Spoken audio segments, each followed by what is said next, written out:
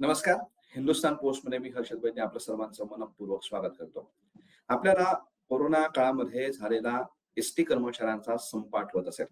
ऐन दिवाळीच्या आसपास हा संप झाला होता आणि त्यामुळे संपूर्ण महाराष्ट्र, जवळपास प्रामुख्याने ग्रामीण महाराष्ट्र हा जवळपास ठप्प झाला होता. अनेकांना त्यामुळे काय आपण गैरसोयींना तोंड द्यावं लागलं होतं. पण त्यावेळेला एसटी कर्मचाऱ्यांच्या ज्या मागण्या होत्या त्या अतिशय मूलभूत स्वरूपाच्या होत्या आणि त्यांना त्या मागण्यांसाठी संपासाठी यावं, संपासारखं हत्यार उचलावं लागलं. ही खूपच मोठी गोष्ट होती आणि त्यामुळे सरकारपासून सगळ्याच लोकांनी या संपासाठी काम करायला सुरुवात केली आणि त्यातून कधी तोडगा निघाला आणि एसटी कर्मचाऱ्यांनी संप मागे घेतला. पुन्हा एकदा त्यांच्या मागण्यांवरती चर्चा सगळ्या सुरू झाल्या. एसटी कर्मचाऱ्यांच्या मागण्या, त्यांच्या मूलभूत गरजा ज्या आहेत त्या पूर्ण करण्यासाठी आश्वासनं देण्यात आली, परंतु त्याच्यावरती ठोस अशी पावलं उचलली गेलीच नाही. आणि आता पुन्हा एकदा एसटी कर्मचाऱ्यांवरती त्याच स्वरूपाचा संप करण्याची वेळ आलेली आहे. येत्या 29 जून पासून अशाच प्रकारचं राज्यव्यापी आंदोलन करण्याचा इशारा किंवा आंदोलन करण्याची तयारी आता एसटी कर्मचाऱ्यांमध्ये व्हायला लागलेली आहे. आणि त्याच संदर्भात नेमक्या त्यांच्या मागण्या काय आहेत, एसटी कर्मचाऱ्यांना कुठल्या कुठल्या समस्यांना सध्या तोंड द्यावं लागतंय आणि एसटी कर्मचाऱ्यांचे खरोखर मूलभूत प्रश्न काय आहेत आणि ते मांडले जात आहेत का, या सर्वच प्रश्नांची उत्तर आपल्याला शोधायची आहेत. आणि त्यासाठी आपल्यासोबत उपस्थित आहेत महाराष्ट्र एसटी कर्मचारी काँग्रेसचे सरचिटणीस वर्गे सर. आपलं मनपूर्वक स्वागत. बोला. सर्वात पहिलाच प्रश्न तुम्हाला आहे की आता आपण प्रस्तावनेत म्हटलं तसं की एसटी कर्मचाऱ्यांमध्ये फार मोठ्या प्रमाणात असंतोष खतखतोय आणि येत्या 29 जून पासून पुन्हा एकदा राज्यभर धरणे आंदोलन, संपासारखं आंदोलन सुरू करण्याचा इशारा देण्यात आलेला आहे. नेमकं होतंय काय, एसटी कर्मचाऱ्यांमध्ये नेमके असंतोष का खतखतोय आणि याची आपण आता पुढे चर्चा करणारच आहोत. पण आता नेमकं होतंय काय याच्याबद्दल आम्हाला सांगा. नाही, काय झालंय की आपण म्हणताय ते बरोबर आहे. ते ऐन दिवाळीत संप झाला होता वगैरे, त्याच्यातून पूर्ण तोडगा निघाला नाही. प्रश्न अपूर्ण राहिले. मुळात त्यावेळी मागणी होती विलिनीकरण करण्याची किंवा राज्य शासकीय कर्मचाऱ्यांना एवढं वेतन देण्याची, पण त्या दोन्ही मागण्या बाजूला पडल्या आणि ते आंदोलन गुणरत्न सदावर्ते यांनी चालवलं. ते मुळात त्यांना प्रश्न माहिती नाही आणि ते सरकारसोबत चर्चेला गेलेच नाही. मग मध्यंतरीच्या कालावधीमध्ये की उदय सामंतांच्या मध्यस्थीनं सदाभाऊ खोत आणि गोपीचंद पडळकर पुढे आले आणि त्यांनी जी वेतनवाढ केली, तर ती वेतनवाढ चुकीची होती. कारण त्यांना या संस्थेबद्दल किंवा या चळवळीबद्दल काही माहिती नव्हती. मी त्यांना काही दोष देणार नाही, पण त्यांनी काय केलं, सेवा ज्येष्ठता पाळली नाही. 5-4 अडीच अशी वाढ केली म्हणजे वेतनामध्ये, आणि त्याच्यामुळं पुढे हा प्रश्न तसाच अनुत्तरित राहिला.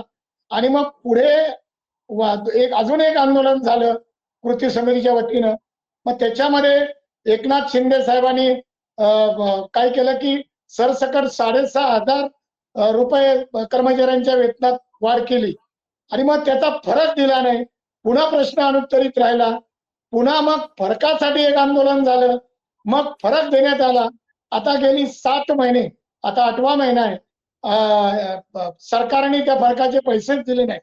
आणि त्या मीटिंगच्या वेळी मात्र जे राज्याचे अपर मुख्य सचिव आहेत अर्थ खात्याचे, ओमप्रकाश गुप्ता साहेब, त्यांनी एकनाथ शिंदे साहेबांना स्पष्ट कबूल केलं होतं. तिथे सरनाईक साहेब सुद्धा होते, जे आज परिवहन मंत्री आहेत ते, की ही लागणारी रक्कम देऊ. तसं त्याचे मिनिट्स निघाले, तसं रेकॉर्डिंग आहे त्याचं, पण अजूनही ती अमाउंट मिळाली नाहीये. आता प्रॉब्लेम असा झालाय की ती रक्कम न मिळाल्यामुळं गेले 7 महिने म्हणजे नोव्हेंबर पासून आतापर्यंत कर्मचाऱ्यांना पूर्ण वेतन दिलं जात नाही. ती वाढीव रक्कम दिली जाते पण नक्त वेतन दिलं जात नाही. परिणामी 633 कोटी रुपयाची तूट आली आहे. आणि आता ऍडजस्टमेंट करायला एसटीच्या व्यवस्थापनाला चान्सच नाहीये काय. आणि आता पुढच्या महिन्यात पगार कसा देणार असा प्रश्न व्यवस्थापनासमोर आहे. त्यामुळे सरकारने जर मदत केली नाही तर कर्मचाऱ्यांचं मी त्यावेळेसही सांगतो, पुढच्या महिन्यामध्ये वेतन होऊ शकत नाही. पूर्ण वेतन तर होतच नाही गेली 7 महिने, नक्त वेतन होते पण नक्त वेतन सुद्धा देता येणार नाही. अशी विदारक आणि भयानक परिस्थिती एसटीच्या व्यवस्थापनासमोर आहे. पेच निर्माण झाली. तुम्ही आता सांगितलेला प्रश्न खरोखरच गंभीर आहे की कर्मचाऱ्यांना पुरेसं आणि मूळ त्यांना जे वेतन आहे ते पूर्णपणे मिळत नसेल हा मोठा प्रश्न असेल आणि तो सगळ्याच कर्मचाऱ्यांपुढे आता सगळ्याच कर्मचाऱ्यांना भेडसावतोय. पण मग आता जी एसटीची तुम्ही अवस्था सांगितली की एसटीला पुढे पगार देता येईल की नाही अशी अवस्था एसटीची झालेली आहे. मग ही अवस्था का झाली, ह्याला कारण काय आहेत आणि आता तात्कालिक कारण काय आहेत त्याच्यामुळे एसटी वरती असा प्रसंग आलेला आहे, आपल्या विषयाबद्दल विश्लेषण काय? याच्यामध्ये तुम्ही एसटीचा अख्खा संपूर्ण इतिहास पाहिला ना, तर एसटी वरती सरकारचं नियंत्रण आहे. मग सरकार कोणाचंही असू दे, ते एसटीच्या व्यवस्थापनाला नीट काम करू देत नाही. म्हणजे व्हीसीएमडी त्यांचे असतात, ते IAS असतात, FA त्यांचे अकाउंट्स मधले असतात अनुभवी, स्थापत्य खात्याचे महाव्यवस्थापक त्यांचे आहेत, मुख्य सुरक्षा व दक्षता अधिकारी IAS आहे ते त्यांचे आहेत आणि हे सगळे कारभार हाताळतात आणि प्रत्येक गोष्टीत सरकार हस्तक्षेप करतं. कुठलाही धोरणात्मक निर्णय घ्यायचा झाला तर सरकारची त्याला परवानगी लागते, मंजुरी लागते आणि मग सरकार अशा वेळी लादतं एखादा निर्णय आणि त्याचे दूरगामी परिणाम एसटीला भोगायला लागलेले आहेत. माझा जो अनुभव आहे की एसटी वरचा सरकारचा हस्तक्षेप थांबला. आता तुम्हाला अजून एक सांगतो, मी पुन्हा तेच सांगतोय की तोट्यातल्या रूटवरती एसटीला गाड्या चालवायला लागतात. त्याचं कारण असतं, लोकप्रतिनिधी आहेत, आमदार, खासदार, ते अक्षरशः सक्ती करून गाड्या चालवल्या जातात, पण मग त्याचा तोटा कोण भरून देणार? आता त्याच्यामुळे आम्ही मध्यंतरी मागचा निष्कर्ष आहे तो 700-800 कोटीच्या वर्षाला नुकसान होते. आता तुम्ही मला सांगा, एकीकडे म्हणता तुम्ही सेवाभावी संस्था एसटी महामंडळ सेवा देणार आहे, ना नफा ना तोटा.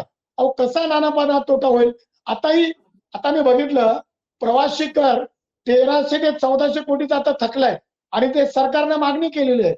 किंवा डिझेलवरचा जो व्हॅट आहे तो आता बघा राजस्थानमध्ये 14% आहे, इथे मात्र 21% आहे. म्हणजे हे जे आहे सरकारचं दुहेरी धोरण आहे. एकीकडे सांगतात, आता मध्यंतरी परवाच माननीय मुख्यमंत्री देवेंद्र फडणवीस साहेबांनी सांगितलं की एसटीला आम्ही मदत करतोय. मी तुम्हाला सांगतो, ते सवलत मूल्य देत आहेत. ज्या सरकारने सवलती दिल्या त्याचं सवलत मूल्य देत आहेत. सवलत मूल्य सोडून एक पैसाही या सरकारने एसटी महामंडळाच्या कर्मचाऱ्यांना की महामंडळ चालवण्यासाठी व्यवस्थापनाला दिलेला नाही. त्याच्यामुळं सरकार बोलतं एक आणि करतं एक आणि म्हणून ही वारंवार संपाची वेळ येते. तुम्ही मला सांगा, आज आमची ग्रॅज्युटी थांबली आहे, ती भरलेली आहे 1400 कोटी. 1400 कोटी PF भरलेले नाहीये. 60 कोटीची आमची रजारोकीकरणाची रक्कम मिळालेली नाही. आमचं प्रवास भत्ता आहे तो मिळालेला नाही. असे अनेक भत्ते थांबले. बँकेचं कर्ज कर्मचाऱ्यांच्या पगारातनं वसूल केलं असं दाखवलंय, पण ते भरलेले नाहीये. अशी परिस्थिती आहे आणि म्हणून बघा, मी तुम्हाला सांगतो, तुम्ही महावितरणला आता मध्यंतरी 32,000 कोटीपेक्षा जास्त कर्ज फेडायला दिले. अहो ती पण सेवाभावी संस्था आहे, ही पण सेवाभावी संस्था आहे. एकदा हिलाही मदत करा ना. कारण आजकाल आमदार, खासदार सगळे सांगतात की आमची सुरुवात एसटीतनं झाली, पण त्या एसटीला मदत करण्यासाठी मात्र हात आकडता घेतात. हे दुर्दैव आहे या चळवळीचं आणि या संस्थेचं. पण या सगळ्या तुम्ही सांगितलं की एवढे पैसे बाकी आहेत, या गोष्टींचे एवढे पैसे बाकी आहेत, हे सगळे थकलेले आहेत. मग नेमकी तुमची सरकारकडनं अपेक्षा काय आहे? की फक्त पैसे मिळाले पाहिजेत की अजून काही तुम्हाला एसटी साठी पाहिजे की जेणेकरून एसटीची स्थिती सुधारेल? आपल्याला काय वाटतं? याच्यामध्ये बघा, सरकारचा जो हस्तक्षेप आहे तो थांबला पाहिजे. इथे साधी बदली करायला सुद्धा मंत्रालयातनं सांगतात. मी आता मध्यंतरी चेक केलं, 2,500 बदल्यांच्या शिफारशी आहेत. म्हणजे इथे कुठला अधिकारी कुठे ठेवायचा, कुठला कर्मचारी कुठे ठेवायचा आणि सांगतात उत्पन्न आणा म्हणून. आता गाड्या आल्यात बऱ्यापैकी, नवीन गाड्या येत आहेत, पण या भाडे तत्वावरच्या गाड्या त्याच्यामध्ये लॉस होतोय. आता तो भरून दिला पाहिजे सरकारने, तो भरून देत नाहीये आणि म्हणून सरकार काय मदत केली असं दाखवतंय पण प्रत्यक्षात करत नाहीये. आता मला सरकारला हेच सांगायचंय, तुम्ही बघितलं आता RTOचं आंदोलन सुरू आहे, BSTचं आंदोलन सुरू आहे, आता एसटीचं सुद्धा म्हणजे ट्रेंड जो आहे तो असाच आहे. सोशल मीडियावरनं कर्मचारी म्हणतायत की संप करायचा, म्हणजे आम्ही धरणे आंदोलनाची नोटीस दिली आहे, पण ट्रेंड संपायचा आहे आणि एसटीतले संप तुम्हाला माहित आहे. म्हणून सरकारला विनंती करायची आहे मला, संप काही आम्हाला नको आहे, लक्षात घ्या. कारण संपाने संस्थेचं नुकसान होतं, सरकारची बदनामी होते. म्हणून संप नको आहे, पण ती पाळी येऊ नये यासाठी सरकारने जी थकीत देणी आहे, म्हणजे कर्मचाऱ्यांचा आहे, म्हणजे 16 ते 20 या कालावधीतला 1% वेतनवाढीचा दर आहे तो दिला पाहिजे, त्याचा फरक दिला पाहिजे. आता महागाई भत्ता जाहीर केलाय त्यांनी, घरभाडे जाहीर केला पाहिजे, त्याचा फरक दिला पाहिजे. आणि एकदाचा याचा तुकडा पडला पाहिजे, नाहीतर पुन्हा पुन्हा आंदोलन होत राहतील. आणि म्हणून आपल्या माध्यमातून मला सरकारला सांगायचं की आता आम्ही कुठलीही तडजोड कुठल्याही स्वीकारली जाणार नाही. मला माहित आहे की पैसे एकदम देता येणार नाही, पण टप्प्याटप्प्याने पैसे हे सरकारने एसटी कर्मचाऱ्यांची जी थकलेली दिली आहेत ती फरक दिला पाहिजे. आता जसं तुम्ही आता 48 हप्ते केले फरक देत आहे, तसंच पुढे हा सुद्धा फरकाची रक्कम दिली. मलाही कळतं की एका वेळी 7-7.5 हजार कोटी सरकारला देणं अवघड आहे आणि आम्ही समजू शकतो, पण याचा अर्थ नाही असा नाही की आमच्या कर्मचाऱ्यांनी मेहनत केली आहे, कष्ट केले त्याचे तुम्ही पैसे देणार नाही. ते कदापि सहन केलं जाणार नाही. आमचा कर्मचारी, तुम्हाला अजून एक सांगायचं मला, मी पुन्हा सांगतो, तुम्ही ड्रायव्हर कंडक्टरची अवस्था बघा. आमच्या त्यांच्या रेस्टरूम बरोबर नाहीये. ते गाडीत बसतात ना स्टेअरिंग वरती, तुम्ही इंजिनच्या बाजूला बसून बघा, अक्षरशः रक्त निघतंय. आमच्या ड्रायव्हर कंडक्टरचं शोषण होतंय.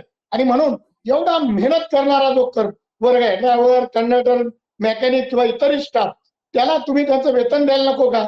आता पैसे आहेत नाहीत, लॉस प्रॉफिट तुम्ही बघा ना, ते तुमचं काम आहे.